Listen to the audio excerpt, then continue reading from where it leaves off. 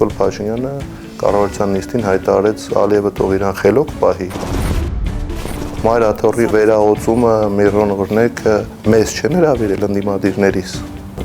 Իշխանություններին հրավիրել են ու գնում դիմավորում են, նստում են իրար կողք։ Էդ ինչ եղավ մի ամսվա մեջ։ Դեմ եմ այս իշխանությունների վարած քաղաքականությանը։ Իմ հայրս ասելա «Հիշի տղա ջան, ցանկացած գրածդ փաստաթուղթը մարդու ճակատագիր է»։ Ես ինձ շատ լավ եմ զգացել ԱԱԾ աշխատելու ժամանակահատվածում։ Մոդայիկ չէր Նիկոլ Փաշինյանի դեմ խոսել։ Արցախի թեմի առաջնորդ։ Մարդ, որը իմ հետ զրույցում, այստեղ կողքի սենյակում մեղադրում էր իշխանությունների Նիկոլ Փաշինյանին հակահայկականության մեջ, դավաճանության մեջ։ Կինս ընդհանրապես չի խառնվում, հատկապես այս կեղտոտ միջավայրում, քաղաքական դաշտում, շանտաժի լեզվով խաղաղություն չի լինում։ Մեղքի զգացում ոչ մի բանի համար չունեմ իմ կատարած աշխատանքների։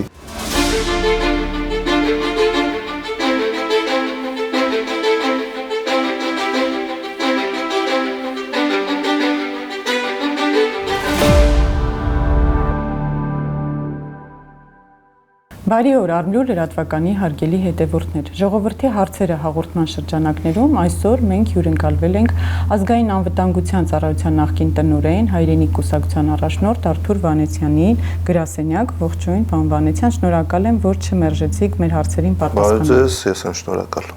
Պարոն Վանեցյան, այսօր ես ուզում եմ մենք անկեղծ զրույց ունենանք հանրության շրջանում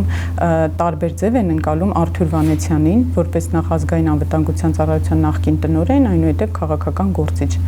Ըստ ձեզ, հանրությունը կարողացավ ճանաչել Արթուր Վանեցյան մարդուն։ Չեմ կարծում, որ ամբողջովին ճանաչել են Արթուր Վանեցյան մարդուն, որտեղ հանրային կյանքը եւ հատկապես այս վերջի շրջանում տեղի ունեցող իրադարձությունները հնարավորություն չեն տալիս ամբողջովին դու քեզ պահես այնպես, ինչպես պահում ես քո ընկերական շրջապատում, ընտանիքում, բայց այնուամենայնիվ կարծում եմ որոշակի ընկալումներ հանրային դաշտում ձևավորվել են, չեմ կարող ասել դրանք դրական են, բացասական են, ժողովուրդը այդ գնահատականը կտա, բայց կարծում եմ, որ ցավոք սրտի ոչ չեն կարողացել։ Ինչն է պատճառը ձեզ, որ լինի։ Ես նշեցի նոր իմ խոսքի մեջ, որովհետև այն արհավիրքները, որը եկան մեր երկրի գլխին, ցավոք սրտի նենց իրավիճակ ստեղծեցին, որ դու չես կարողանում որևէ կերպ ինչ-որ դրական բաների մասին խոսես, այն բաների մասին խոսես, որը հանրության ականջին հաճելի է, այլ դու իրավիճակային ինչ-որ խոսք ես ասում, գործողություններ ես իրականացնում, որը շատ դեպքերում հանրային ընկալման մեջ ասոցացվում է բացասականի հետ, որովհետև միշտ մատնանշում ես, թե ինչ են արել այս իշխանությունները, ինչ են բերել մեր երկրի գլխին, մեր ժողովրդի գլխին, ու ստացվում է մի իրավիճակ, երբ որ դու անընդհատ խոսում ես, բողոքում ես վատ բաների մասին ես բարձրաձայնում եւ չես կարողանում ասես այն ամեն ինչը, ինչ կուզեիր իրականում ասեիր եւ իրականում մարդկանց ցույց տայր քո այլ մի տեսակ, ոչ թե քաղաքական գործիչ, ոչ թե պետական գործիչ, ԱԱԾ-ի նախկին աշխատակից, այլ սովորական մարդ, որը շփվում է հանրության հետ։ Բայց կարծում եմ այդ բացը անպայման կուղենք ու այդ ուղղությամբ Ինչպես եք պատկերացնում, իշխանությունը լավ հակաքարոզ է անում ձեր դեմ։ Ես նկատում եմ, որ հատկապես վերջին ժամանակահատվածում տեսել եմ, որ ակտիվություն կա ձեր կուսակցության կողմից, հակաքարոզն ավելի ակտիվ է։ Ինչ պետք է անի Արթուր Վանեցյանը, որ հասկանան, որ ինքը ԱԱԾ աշխատակից չէ, ինքը քաղաքական գործիչ է, եկել է, որ լավ բան անի։ Հանրային ընկալման մեջ այդ հակաքարոզը իհարկե իր տեղը թողում է եւ բացասական տեղն է թողում, անգամ դեպքեր են լինում, երբ իմ հարազատները, բարեկամները, անգամ ծնողներս կարծում են ինչ-որ մի անհեթեթ լուր իշխանական լրատվամիջոցների կամ իշխանամետ լրատվամիջոցների կողմից տարածած ու զանգում են ինձ զարմացած, ասում են, ինչ է եղել, ոնց է եղել։ Այո, պետքա ասենք, ազնիվ լինենք եւ ասենք, որ իշխանությունների կողմից այդ հակաքարոզչությունը ստացվում է շատ լավ, ի տարբերություն մնացած բոլորի հակաքարոզչություն հատկապես քաղաքական օպոնենտների նկատմամբ իշխանությունների կողմից շատ լավ է ստացվում։ Ինչ պետք է անել, պետք է ուղղակի նախ հանրությունը պետք է տարբերակի կեղծ լուրերը իրական լուրերից, Եվ երկրորդը նաև հանրությունը պետք է հասկանա, որ այդ լուրերը օրինակ որ տարածում են, չգիտեմ, Արտուր Վանեցյանի որդին, այդ դրա մասին խոսվել է, դրա համար եմ հիմա այլի ուզում խոսամ, որ գրում են կրակել է Արայիկ Հարությունյանի վրա զենքով, չգիտեմ որտեղ ու հարց չի առաջանում հանրության մոտ, եթե ասենք այդ տեղեկատվությունը ճիշտ է, կեղծ չի։ Ինչի Արտուր Վանեցյանի որդին գնում աշխատանքի, գալիս տուն եւ ոչ քրեական վարույթով անցնում, ոչ էլ ձերբակալվածով։ Բայց որ տեսնում ես այն կոմենտների տարափը, այն տարածման եղանակները, մի բան ինքդ էլ ես կասկածում, ասում ես կարող է իրականում ինչ-որ մի բան եղել է, մենք տեղյակ չենք, ու հիմա չեմ ուզում այդ բոլոր լուրերի մասին խոսեմ, բայց հավատացեք, իմ վերաբերյալ տարվող հակաքարոզչությունը եւ այսպես կոչված սև PR-ը հասել է շատ մեծ մասշտաբների ու իրականում որևէ այդ կոնտեքստում տարածած լուր իրականությանը չի համապատասխանում։ Նպատակն էլ հետեւյալն է, որ ես անընդհատ մտնեմ մի օրակարգի մեջ, երբ ես հերքում եմ եւ արդարանում եմ ինչ-որ բաներից։ Ես արդարանալու որևէ բան չունեմ, ես ապրում եմ ճիշտ, ապրում եմ ազնիվ, որևէ սխալ բան չեմ անում, որից կարող եմ ամաչել կամ այսպես ասենք ճակատագրական սխալներ չեմ գործում։ Իսկ մարդը սխալական է, ցանկացած մարդ է կապ է սխալ անել, բայց ես հստակ ձեզ ասում եմ, այդ քարոզչությունը, հակաքարոզչությունը, որը իրականացվում է իմ հանդեպ, զրո կապ ունի իմ հետ։ Պարոն Վանեցյան, ուզում եմ ձեզ ներկայացնել մի հարուստ մարդու, որը ընդհանրապես կտրված է իրականությունից, չգիտի ինչպես է հանրությունն ապրում, օրինակ մարզերում, գյուղերում եւ այլն։ Եվ դուք իբրև թե ընդհանրապես տեղյակ չեք ինչ է կատարվում հանրության շրջանում, հա մարդիկ աղքատ են, հացի խնդիր են լուծում եւ այլն։ Դա ինչպես եք բացատրելու հանրությանը։ Օրինակ Ռաֆի Հովհաննիսյանի օրինակը բերեմ, մարդկանց մեջով քայլում էր, ձեռքով բարևում էր, ցույց էր տալիս, որ ինքը հանրության անդամ է, մեկ մարդն է իրենցից։ Տարբերակ ունեք, որպեսզի ապացուցեք, որ դուք ոչ թե հարուստ մարդ եք, որ կտրված եք իրականություն, այլ իրենցից մեկն եք։ Նախ հարուստ մարդ ասվածը ինչ է։ Հարուստ մարդ ասվածը դա հարաբերական է։ Ինչ որ մեկի հետ համեմատ մեկը հարուստ է, ինչ որ մյուսի համեմատ այդ հարուստը աղքատ է։ Ես չեմ թաքցրել, որ ծնվել եմ Փառք Աստծո նորմալ ընտանիքում, չասեմ հարուստ, ապահովված միջին նորմալ ընտանիքում եւ իմ կյանքում Փառք Աստծո մենք տենց խնդիր չենք ունեցել, որ չգիտեմ, ինչ որ բաներ լինի, բայց երբ որ ներկայացնում են հարուստ մարդ, ինչ են արել այս իշխանությունները, եկեք այս մասը էլի ուրիշ կոնտեքստում ասեմ։ Իրանք ասում են ժողովուրդ, դուք վատ եք ապրում, որտեվ կան հարուստներ։ Թալանչիներ։ Ընդ որում հարուստ եւ թալանչի իրենք հավասարեցրել են։ Բայց իրանց դեպքում, երբ որ իրանք գնում են տներ, բնակարաններ, ավտոմեքենաներ, հանգստանում են աշխարհի լավագույն ծովափներում, իրանց դեպքում դա կարելի է, իրանց դեպքում դա նորմալ է, իրանց դեպքում հիպոթեկով տուն գնելը նորմալ է, իրանց դեպքում լավ մեքենա վարելը նորմալ է, լավ ապրելը նորմալ է, բայց հենց ինչ որ մի ուրիշ մարդ է դառնում, ուրեմն ինքը թալանչի հարուստ է։ Այսինքն թալանչին եւ հարուստը իրենք հավասարեցրել են։ Ես առիթ եղել է ասել եմ, որ հարստությունը, եթե դու ձեռք ես բերել քո արդար քրտինքով, վատ բան չի։ Ես շատ կուզեմ, որ մեր քաղաքացիները Հայաստանի Հանրապետության ապրող յուրաքանչյուր քաղաքացի ապրի շատ լավ։ Իրականում ապրի շատ լավ, չունենանք աղքատներ, չունենանք հացի խնդիր ունեցող մարդիկ, ընտանիքներ, ուսման հետ կապված վճարումներ չկարողացող անող ուսանողներ, բուժօգնություն գումարի համար չստացող քաղաքացիներ։ Ու ես հիմա, եթե նկատել եք, վերջին շրջանում շատ ակտիվ շրջում եմ թե մարզերում, թե Երևանում, շփվում եմ շատ մարդկանց հետ, ու ինձ երբ որ ասում են Պարոն Վանեցյան, իսկ դուք ինչ եք անելու, երբ որ գաք, ասում եմ շատ պարզ է ամեն ինչ, եթե կարճ խոսենք, պետք է մենք անենք ամեն ինչ, որ հայը ապրի լավ։ Լավ ասածը դա ամբողջական մի պրոդուկտ է, որտեղ մարդ պետք է ունենա անվտանգային երաշխիքներ, սոցիալական երաշխիքներ, ունենա լավ աշխատանք, նորմալ գումար վաստակի եւ կարողանա լավ ապրել։ Այդ քայլերը մենք պետք է անենք, իսկ այդ որ մեզ ուզում են ներկայացնեն, ինձ ուզում են ներկայացնեն, չգիտեմ, ինչ որ հարուստ կյանք բանից կտրված, կյանքից կտրված իրականություն, դա բան չկա, ես այս քաղաքում ծնվել եմ, այս քաղաքում ապրել եմ, այս քաղաքում ապրում եմ, մինչ օրս ամենօրյա ռեժիմով Սովորական մարդու պես ապրում եմ, գնում եմ, շփվում եմ մարդկանց հետ, ընկերներիս հետ, նոր մարդկանց հետ եմ ծանոթանում, իսկ քաղաքական գործունեության ընթացքում ավելի շատ մարդկանց հետ եմ շփվում ու տարբեր մարդկանց հետ եմ շփվում, ես շատ լավ հասկանում եմ, թե մարդիկ ինչ են ուզում, մարդիկ ինչի կարիք ունեն, ու այդ ուղղությամբ ամեն ինչ անելու ենք, որ մարդկանց բոլոր հույսերը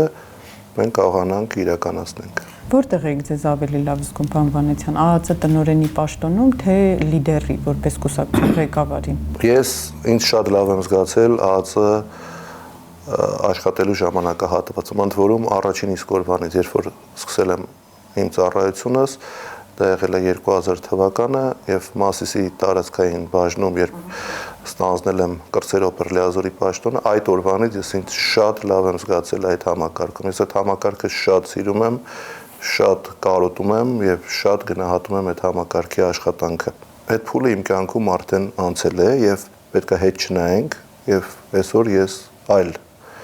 առաջնահերթություններ ունեմ եւ ստանձնել եմ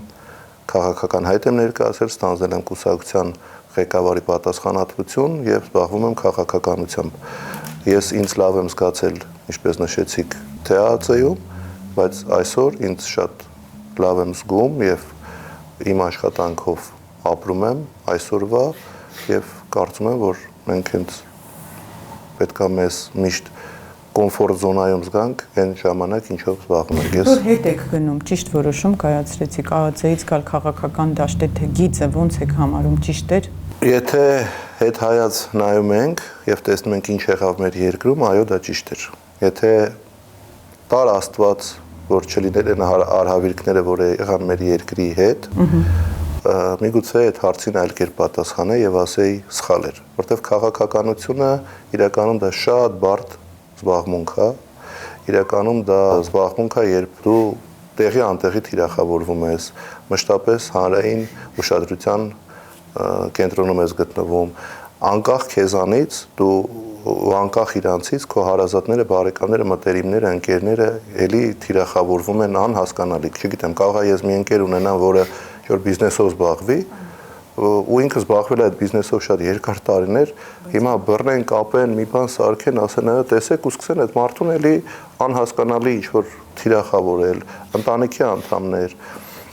Իրականում քաղաքականությունը շատ բարդ զբաղմունք է, բայց եթե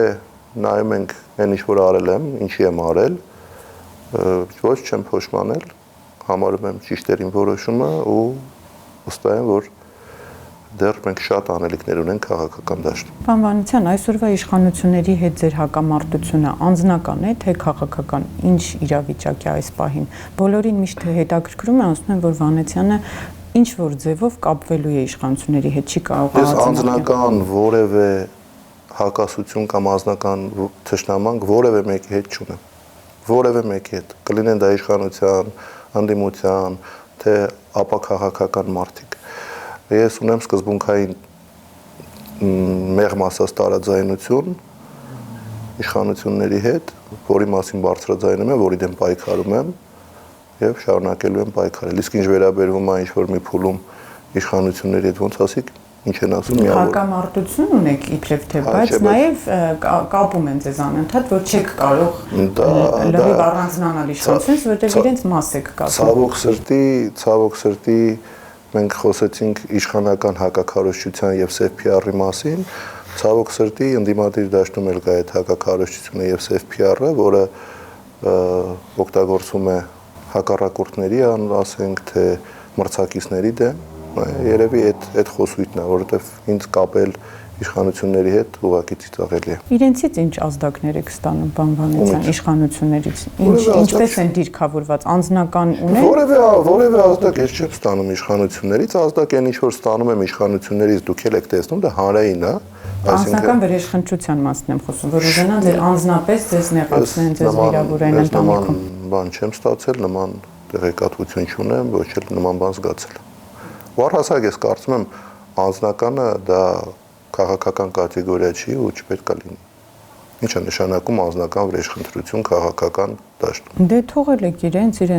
իշխանության ժամանակահատվածում հրաժարական եք տվել, հայտարարությամբ եք հանդես եկել, կարող է նաև վրեժխնդիր լինել ձեզանից, չունեք այդպիսի ազդակներ։ Իսկ կա ինչ-որ հարց, որի շուրջ դուք կգնաք իրենց հետ համագործակցության, խոսելու, կա ինչ-որ տարբերակ կետ այս պահի դրությամբ տեսնում։ Եթե ես հիմա շատ չոր ասեմ չէ, օրինակ կարող եք դուք կամ մեզ դիտող հասարակությունը ասի, եթե հարցը վերաբերվի Հայաստանի Հանրապետության ապագային, ձեր ամբիցիաները մի կողմ կդնեք, կգնաք, իհարկե կասեմ այո։ Բայց հիմա եթե ասեմ ինչ-որ մի հարցի շուրջ պատրաստ եմ համագործակցության, այդ ձեր նախորդ հարցը կստացվի, որ ինչ-որ հնարավորություն կա համագործակցության, ոչ որևէ համագործակցության եզրեր չեմ տեսնում, բայց եթե լինի ինչ-որ օրհասական խնդիր, որի շուրջ պետք է միավորվեն բոլորը, միանշանակ ես դրանից ձեռք չեմ մնա։ Իրենց թիմում, իշխանության թիմում չկա մի անձ, որի հետ մինչև այժմ կապը պահվում է։ Չէ, ես որևէ մեկի հետ տենց, գիտեք, կապ պահելը որն է, կապ պահելը ասենք զանգ տաս խոսած, ասես ոնց ես գնաս իր ծնունդին, ինքը գա քո ծնունդին կամ հանդիպեք սուրճ խմեք, թեյ խմեք, չէ, տենց մարդիկ չկան, բայց ում էլ որ փողոցում պատահական տեսնեմ, բարևում են, ես էլ եմ բարևում, իրանք էլ են բարևում, վերջ այդքան բան։ Երբևէ մտածել եք իսկ հետ գնալ ազգային անվտանգության ծառայության կառույց, այնտեղ շարունակեք ձեր աշխատանքը արդեն քաղաքականությունից դուրս գալով, նման մտադրություն ունենում եք։ Չէ, ես հետ չեմ նայում ընդհանրապես, ես համարում եմ իմ անցած ծառայությունը բավականին լավ եւ արդյունավետ եւ հետ գնալու որևէ մտադրություն, ցանկություն եւ որևէ բան չեմ ունեցել,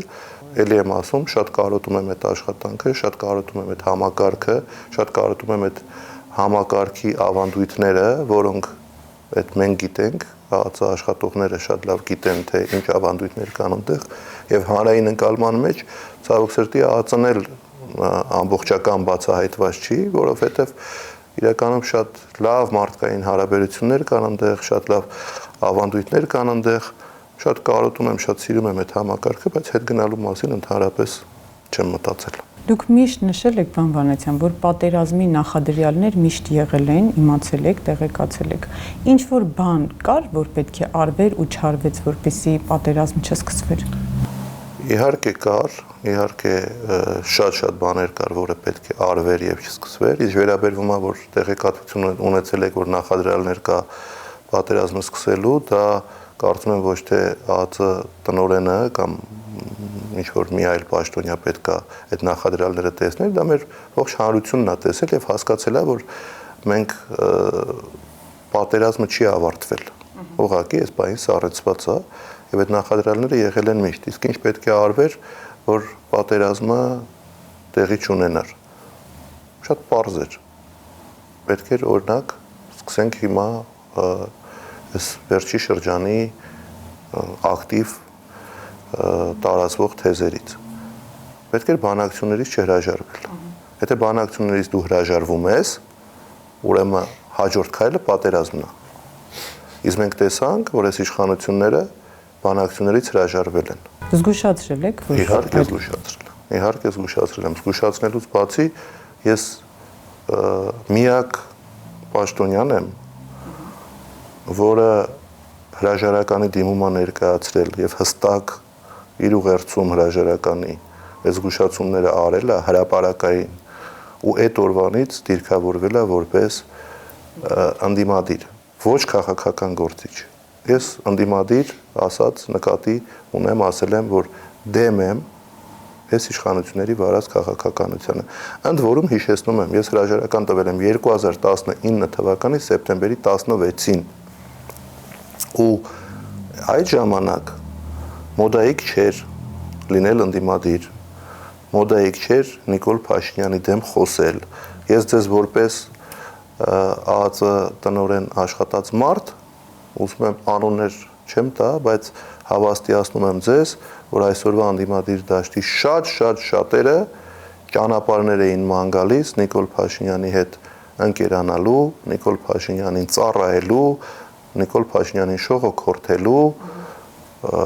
եւ այդ ճանապարհները իրանք միշտ ման են եկել։ Այ պատերազմից հետո երբ որ եղավ այդ արհավիրքները, այս մնացածը եւ հասկացան, որ արդեն Նիկոլ Փաշինյանը անցել է բոլոր կարմիր գծերը եւ անդիմադիր դառնալը հնարավորություն է հաջորդ իշխանության մեջ փայաբաժին ունենալը, բոլորը որոշեցին դառնալ անդիմադիր։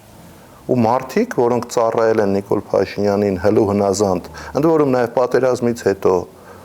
այսօր անդիմադիր ինչ-որ հայտարարություններ են անում, ինչ-որ բաներ են խոսում ու փորձում են, օրինակ, ինձ ասեն, չգիտեմ, դա абսուրդի հասնող բաներ է։ Դուք զգուշացումը ասում էիք, ձեզ չէին լսում, կարող ենք այդպես Բանվանության։ Ինչ էին արձագանքում, որ դուք ասում են ժողովրդավարությունը ամենահզոր զենքն է եւ բռնապետ Ալիևը չի կարող ժողովրդավար Նիկոլ Փաշինյանի նկատմամբ ռազմական գործողություններ անել։ Ժողովրդավարությունը մեզ կպաշտպանի։ Որտեղից այդ համոզմունքը, որտեղից էին իրենք մտածում, սխալ էին զեկուցում։ Իշխանություններին է պետք է հարց տալ։ Ես նաև կուզեմ խոսել այս ժամանակ դրա մասին, եթե խոսեցիք դրա մասին, էլի մի հիշեցում եմ ուզում անեմ։ Գիշեք 2020 թվականի պատերազմի նախաշեմին մի քանի օր առաջ Նիկոլ Փաշինյանը կառավարության նիստին հայտարարեց Ալիևը թող իրան խելոք պահի, թե չէ երկու հատ հայտարարություն կանեմ Ադրբեջանի ժողովրդի հետ կխոսամ, այս կանեմ, այն կանեմ, իրան ինքը տենց է պատկերացրել։ Իրան թվացել է, որ ժողովրդավարությունը, որը իրականում մենք տեսնում ենք, որ չկա Հայաստանում, իրան պաշտպանելու ամեն ինչից։ Պարոն Վանեցյան, իշխանությունը եթե մի նպատակ է դնում, ինչև վերջ գնում է, հիմա իրենք կենտրոնացած են եկեղեցու քանդման process-ի վրա, պահանջում են, որ կաթողիկոսը պետք է հեռանա։ Հեռանկարային եք համարում այս process-ը, ի վերջո ինչ է սպասվում հեռանկարայինու համար։ Իշխանությունները իրենք նպատակ են դրել լրիվ իշխանությունները ունեն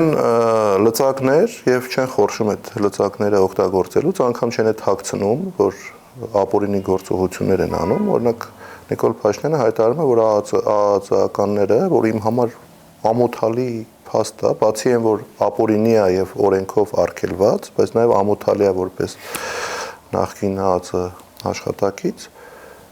երբ որ ասում է, որ այո, ԱԱԾ-ի աշխատողները գնում են քահանաներին, դիմում են, որ Գաղափար Հայրապետի անունը զեղչեն պատարակների ժամանակ։ Դա գիտեք, ուղիղ հայտարարություն է հանցագործության մասին։ Նման գործառույթ ԱԱԾ-ն չունի։ Չունի եւ վերջ։ Իսկ ինչ վերաբերվում է, որ իշխանությունները եկեղեցու դեմ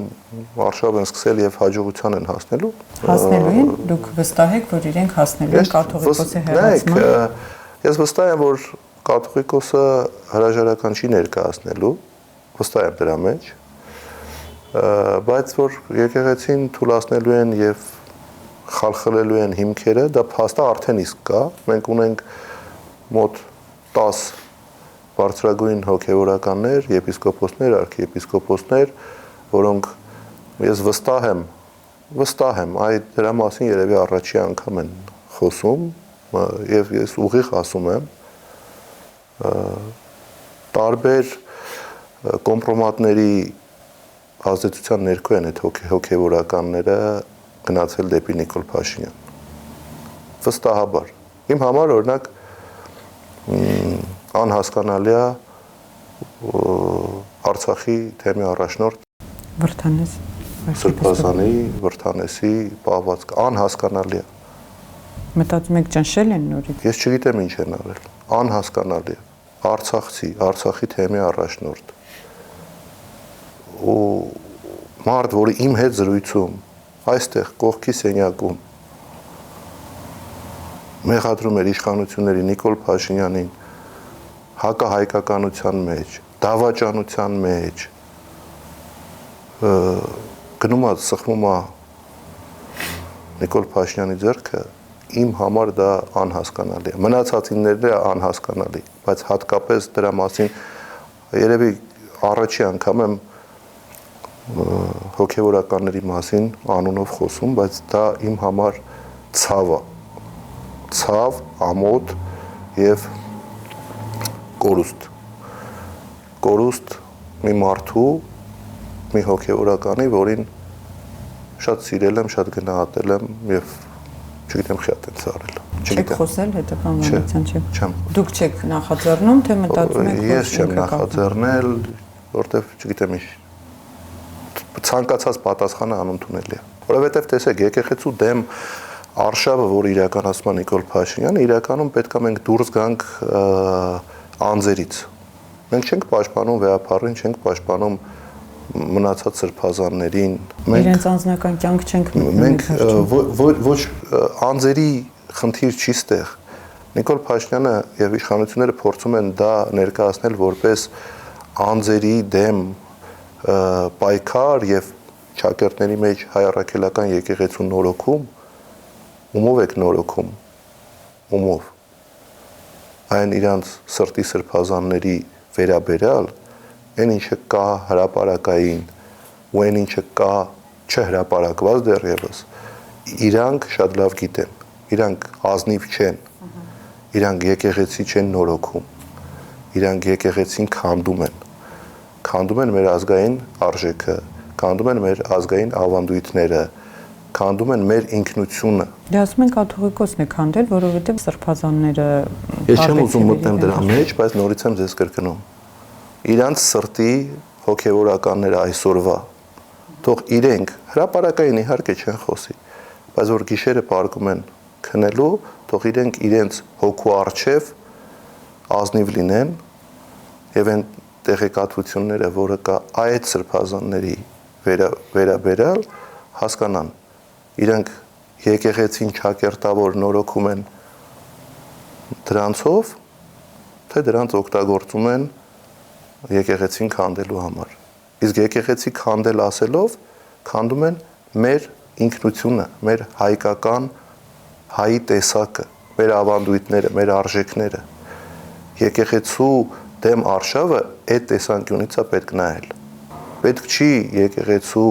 այդ գործողությունները նայել այլ տեսանկյունից։ Նույն վեհապարը, նույն հոգևորականները մինչև այս վերջերս մեր իշխանությունները շատ լավ էին վերաբերվում, գնում էին Մայր Աթոռի օծումը, վերաօծումը, Միրոն օրնեկը մեզ չեն հրավիրել ընդդիմադիրներից։ Իշխանություններին հրավիրել են ու գնում դիմավորում են, նստում են իրար կողք։ Այդ ինչ եղավ մի ամսվա մեջ։ Ինչ եղավ։ Թող հեքիաթներ չպատմեն ու իրենք իրենց խղճի հետ ազնիվ լինեն։ Այսպես կոչված հայտարարված հայաստանյաց Սուրբ Առաքելական եկեղեցու նորոգում դու չես կարող անել սրբազաններով, որոնք իրենք անձնապես նորոգման մեծ անհրաժեշտություն ունեն։ Պարոն Վանեցյան, նաև կուզեմ խոսեմ մի փոքր ձեր մայրիկի մասին։ Ես գիտեմ, որ ինքը շատ ուժեղ կին է եւ դեր է ունեցել ձեր կյանքում ոչ միայն մայր, այլև աշխատանքում, գործնականում։ Կներկայացնեք իրեն, ինչպիսի կին էր եւ ինչ դերակատարում է ունեցել ձեր կյանքում։ Ես իմ օրը շատ եմ սիրում որպես մայր, շատ, ինչպես կարծում եմ նաև յուրաքանչյուր տղա իր մորը։ Այո, մայրս երկար տարիներ աշխատել է պետական կառավարման համակարգում, դասավանդել է երկար տարիներ, հիմա արդեն հանգստի է, տանն է, թոռնիկների, նաև ծոռնիկի հետ միասին։ Ինչ դերակատարում է ունեցել, դերակատարում է ունեցել, որ ինձ դաստիարակել է այնպիսին, ինչպիսին ես կամ։ Արել է այն ամեն ինչը, ինչ անում են մայրեր իրանց զավակների համար։ Որպես այդպիսին իմ կարիերայում մայրս որևէ ազդեցություն չի ունեցել, որովհետև նախ ինքը չէր կարող ազգային անվտանգության ծառայությունում որևէ դերակատարում ունենալ պաշտոնի առաջխաղացման հետ կապված, բայց դրա հետ մեկտեղ որպես ծնող, որպես մայր, նաև որպես փորձառու կին, իր խորհուրդները, իր գիտելիքները, իր ամեն ինչը ինձ օգուտ է տվել իմ կյանքում։ Մինչև հիմա լսում եք։ Մինչև հիմա լսում եմ, մինչև հիմա էլ ես իր կարծիքը շատ կարևորում եմ, բայց նորից եմ կրկնում, դա որևէ կերպ չի ազդել իմ աշխատանքային կարիերայի վրա։ Առաջխաղացման վրա։ Ոչ մի կերպ։ Նաև գիտեմ, որ ձեր կինն է մայորի կոչում ունի, ինձ հետաքրքիր է դուք լսում եք իրեն, որպես նաև ուժային չէ կառույցի։ Ինձ մայորի կոչում չունի։ Ինչ կոչում ունի այս պահին։ Ինձ լեյտենանտի կոչում ունի, եթե չեմ սխալվում։ Լսում եք իր խորհուրդները, օրինակ Ինչի հետ կապված։ Ցանկացած ձեր գործնեության հետ կապված, խոսքը եթե վերաբերվում է իմ կուսակցական աշխատանքին կամ նախկինում ՀԱՑ-ում իմ աշխատանքի ժամանակ ոչ երբեք չեմ լսել, որովհետև ինքը անգամ չի փորձել այդ խորհուրդները տալ։ Մենք տունը ինքն էլ է, դուք երևի տեղեկացված եք, որ ինքն էլ ակտիվ աշխատող է, ամեն առավոտ ժամը 8-ից ինքը աշխատում է մինչև ուժ երեկո, բայց որ մենք վերադառնում ենք տուն բոլորս, մենք աշխատանքի մասին իրար հետ չենք խոսում։ Կարանք քննարկենք ինչ-որ իրադարձություններ, ինչ-որ բաներ, բայց ինչ վերաբերում է իմ աշխատանքին, հատկապես քաղաքական գործունեությանը, կինոս ընդհանրապես չի խառնվում ու ես էլ չեմ ուզում, որ ինքը խառնվի, որովհետև պետք չի այդ հատկապես այս կեղտոտ միջավայրում, քաղաքական դաշտում ընտանիքին խառնել այս process-ների մեջ։ Խորհուրդներով կամ բանացիան։ Խորհուրդներ գիտեք, խորհուրդներ որպես ամուսիններ մենք իրականում որպես ամուսիններ շատ մտերիմ ենք, ընկերական, մեր հարաբերությունները շատ լավն են ու խորհուրդներ մեկս մյուսին տալիս են։ Ես նկատի ունեմ ինքը ակտիվ մասնակցություն, ակտիվ դերակատարում իմ քաղաքական կյանքում չունի ու ես չեմ էլ ուզում ունենա, ինքն էլ չի ուզում ունենա։ Ինքը մանկավարժական ոլորտում է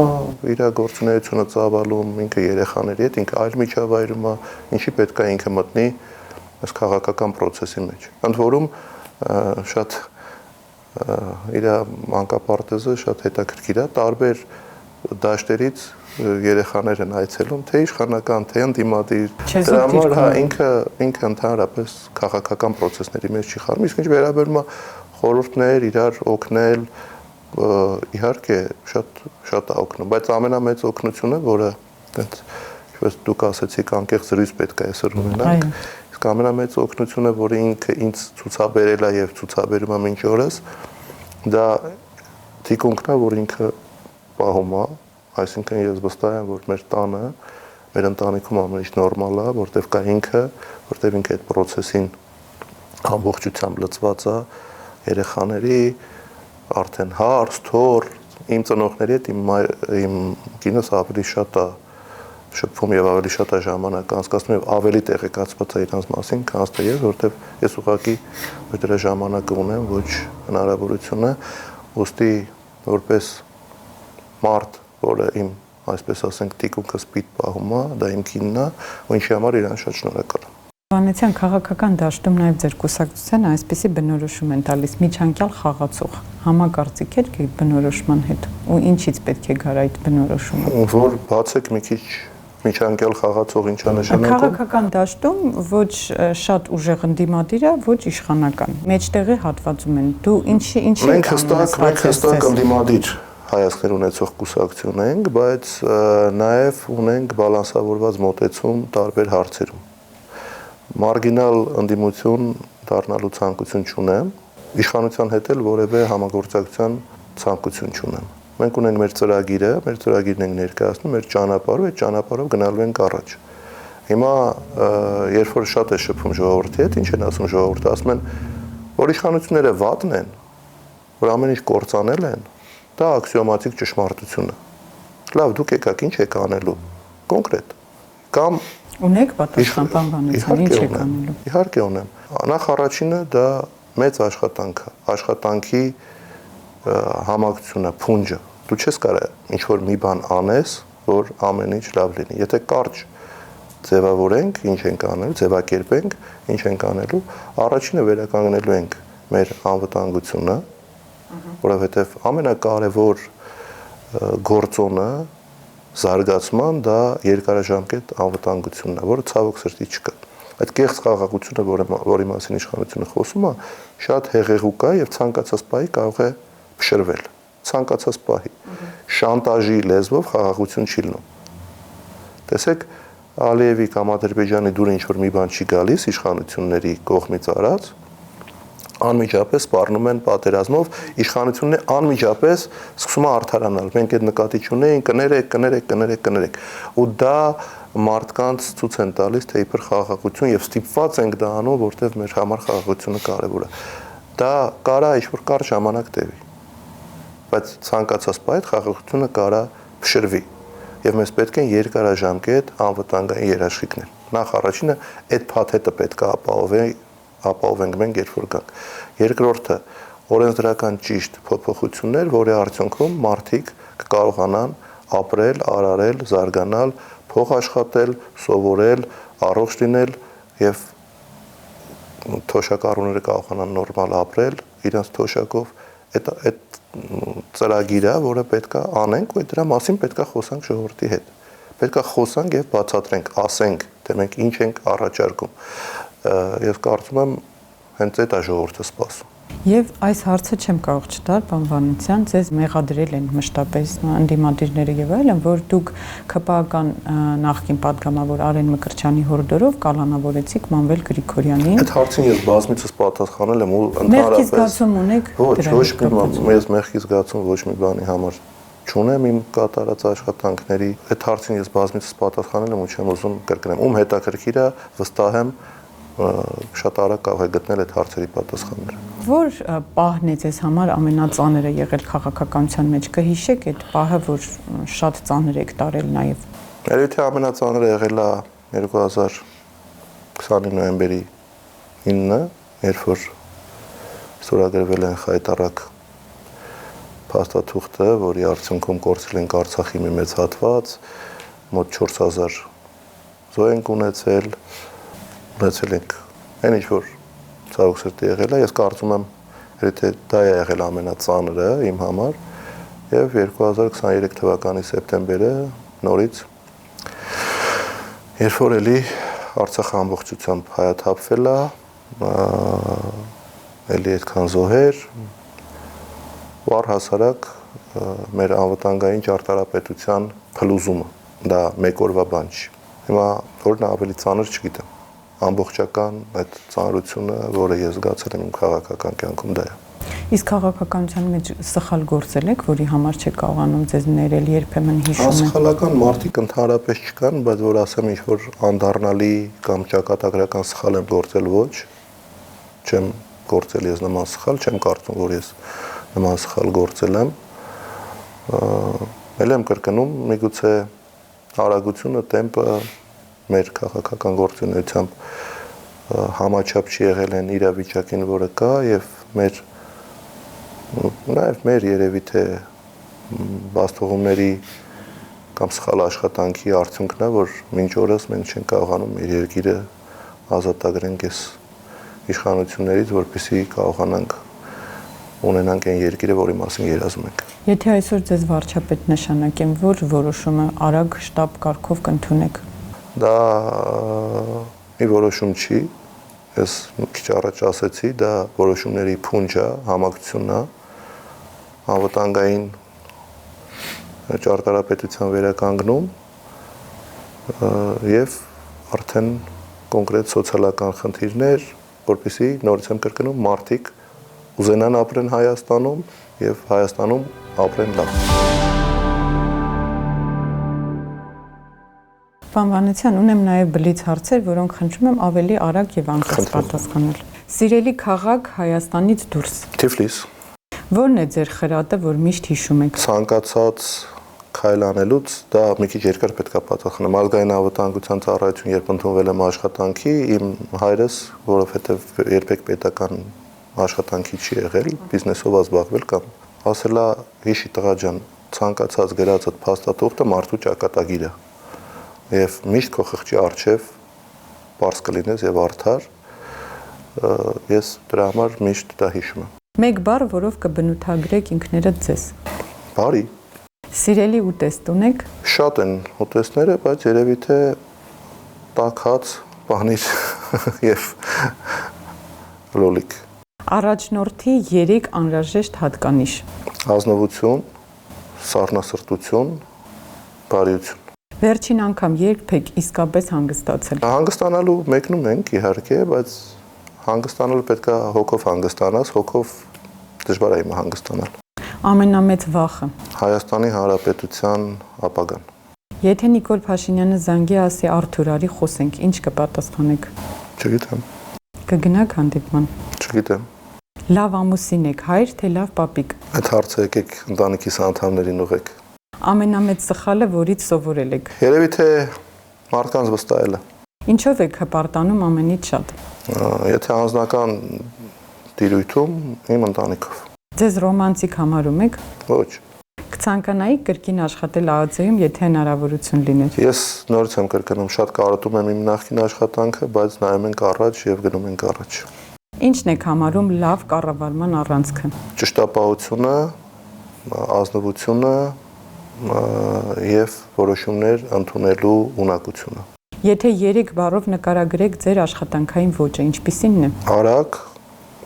պահանջկոտ եւ թիմային։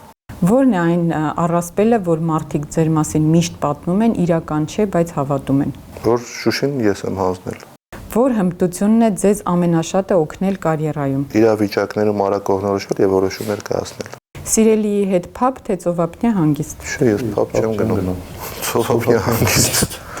Ինչ է սպասվում մեզ 2026 թվականին։ 26 թվականը ծանր տարի է իրականում, 26 թվականը ճակատագրական տարի է մեր պետության համար, նաև մեր ժողովրդի համար, ամբողջական հայերի համար ու ոչ թե միայն Հայաստանում բնակվող հայերի, այլ ողջ աշխարհով սփռված հայերի համար, որովհետև 26 թվականին կամ մենք ունենալու ենք Հայաստան, որը վերականգնվելու է, իր դիրքերը վերականգնելու է եւ սկսելու է զարգանալ եւ հայ ժողովուրդը կարողանալու է ապրել հպարտ եւ կարողանալու է արարել իր հայրենիքում եւ հայրենիքից դուրս նաեւ օգնելով հայրենիքին, կամ ունենալու ենք մի տարածք, որտեղ ապրելու են մարդիկ, որոնց անվանելու են հայեր, որոնք չեն ունենալու հավատք, չեն ունենալու ինքնություն, չեն ունենալու ավանդույթներ, միգուցե լավագույն դեպքում լինելու են մեր հարևան թշնամի պետությունների սպասարկող անձնակազմ,